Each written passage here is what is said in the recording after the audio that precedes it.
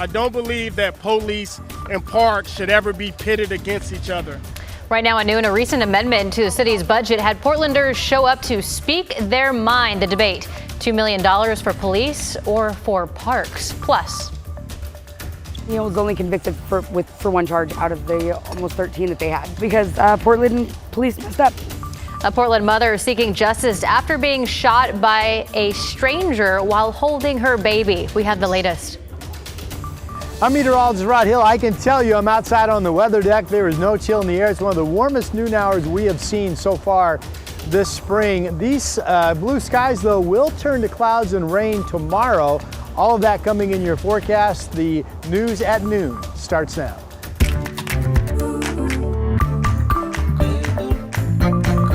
Do we need parks?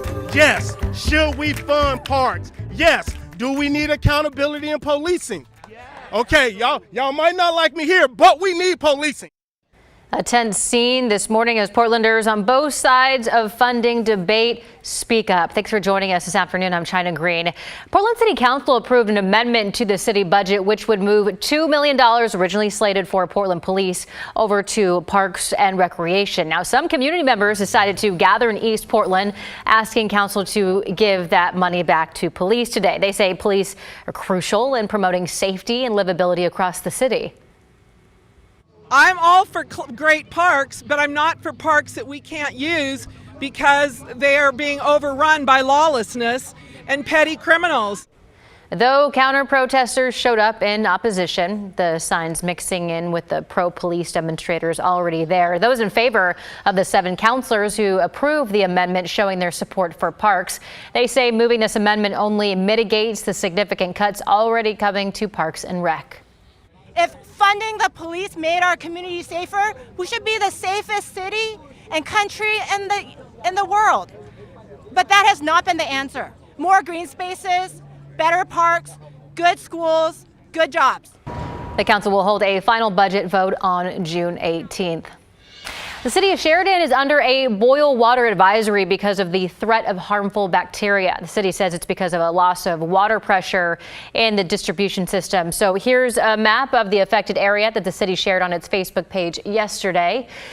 The boil water notice is also impacting the Sheridan High School. School was canceled today for about 700 students in that area. So if you need to drink water, brush your teeth, cook, something like that, the city says to bring water to a rolling boil for 1 minute. Allow the water to cool and then store it in a clean container with a cover.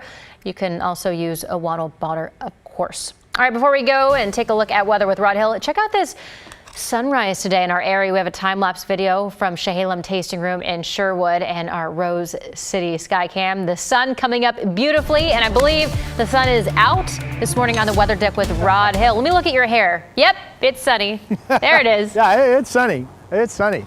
I'm looking around. There is literally not a cloud in the sky. Oh. We're up here on the weather deck, brought to you by Rick's Custom Fencing and Decking. Even the breeze that we have is warm. I mentioned earlier, I think I'm correct. I'm not positive, but I think I'm correct when I say this is the warmest we have been at the noon hour on a sunny day so far this spring. Let's start with the satellite. In about 2 minutes. That's that elongated band of clouds offshore. So we still are on track to be getting some cloudiness and some rain coming in with that tomorrow morning. Temperatures outside at noon hour are warming up nicely. Here's our Chinook Winds Casino Resort camera in Lincoln City, 58 degrees right now. There was some clouds there earlier. Now it's kind of partly cloudy, and there's the perfectly blue sky over downtown. We're at 79 degrees. Okay, I'm 99% positive that's the warmest we've been at noon so far this spring. Much warmer running with a bit of an east wind direction this morning than I thought we would be. And we are one of the warm spots. Look at the Dows in the 80s and Pendleton 81.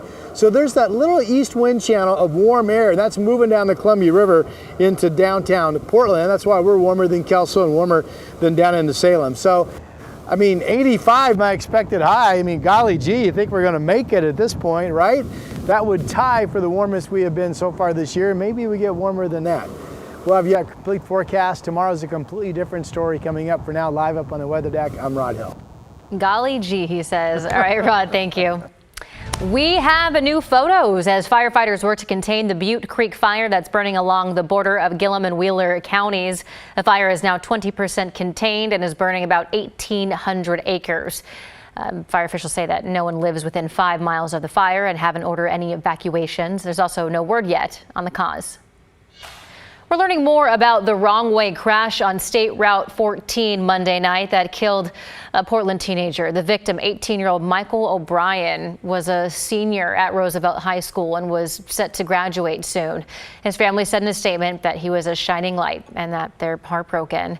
We heard from someone who also encountered the wrong way driver that night but made it out safe. I can't believe this just happened, and I said to my son, we just almost were in a head-on collision right now. That guy was driving on the freeway on the wrong side of the road in the fast lane at us. Washington State Patrol arrested 23-year-old Eric Moya of Vancouver and says drugs or alcohol may have been involved. We have an update on the Portland mom who says that she was shot by a stranger last summer while holding her baby. Now she's frustrated after the suspect pleaded guilty to a lesser charge and other charges were dismissed altogether. Alma McCarty explains. I don't think it's fair. Calling in to a Multnomah County courtroom Tuesday afternoon, Cassie Gepford said this. My daughter might not be here behind what he did. I'm lucky she is, but it could went the other way. Her victim impact statement heard during the plea hearing and sentencing for Cecil Rayford, a man first accused of shooting at her and her young daughter in this Southeast Portland parking lot back in August. She might have got hit, and that terrifies me. KGW was there as Portland police broke down the door to Rayford's apartment just days after the incident. Although officers did have a warrant for this search, court documents confirm they did not have one when investigators found a gun outside his home the night of the alleged shooting. Earlier this year, Rayford's attorney moved to suppress evidence, a motion granted by the court. The gun and the DNA on it couldn't be used. He was only convicted for one charge out of the almost 13 that they had because Portland police messed up. On Tuesday, Rayford pleaded guilty to unlawful use of a weapon. The judge sentencing him to 30 months in prison. I guess I will say, Mr. Rayford, to most people, a child's their most precious thing. And I hope you can have some understanding of why she's upset in this matter. And Cassie says her message remains the same as the first time we spoke with her. Keep your kids close. It's sad how many people are out careless with weapons. Alma McCarty, KGW News. In Washington, a mother who lost her son in a hit and run says that the state has a valuable crime fighting tool that is not being used enough. Drew Mickelson looks at the latest alert system that is rarely sounded, frustrating families and police. Kevin always had a sense of humor for everything. Even when he grew up, Kevin Mattson was still a character, an artist, and a father of two. But I still wake up really early every morning and grieve for my son. Maggie O'Grady's son, Kevin, was killed in 2022. The 31-year-old was walking down 108th Street South near Ainsworth Avenue in Tacoma when a passing car hit him. There's blurry surveillance video of the incident. Mattson's walking in the white blanket. We are not showing the moment of impact. Your heart drops out and you get a hole in it, and the hole never fills back up. Based on the video and wreckage left behind, Pierce County detectives believe it was a white or silver Audi from around 2010. Police can activate alerts for unsolved hit-and-run cases using reader boards and social media, but only for some cases. When you look at the scope of what we're looking at, it has not been as effective as we hoped it would be. Washington State Patrol spokesperson Chris Loftus says in the almost 2 years the alert's been around, it's been sounded 5 times. But WSP has had more than 700 cases in that time. It's only for serious crashes and only when specific information is known, like a license plate or even a partial plate. Loftus says that information can be hard to come by. Even in a case like Mattson's, caught on tape, there's no visible plate information. And Loftus says officers can't just put out alerts, making the driver of every Audi a suspect. This is one of the most frustrating situations that you can imagine for families, for victims, for law enforcement, for us all. Surely we can come up with ways to improve. I don't think anybody that is doing right would mind. I really don't. I know I wouldn't. The alerts went into effect after Maggie's son's death. She fears his case will never be solved. She's working to change the laws for future families. Because I don't wish how I feel on anybody.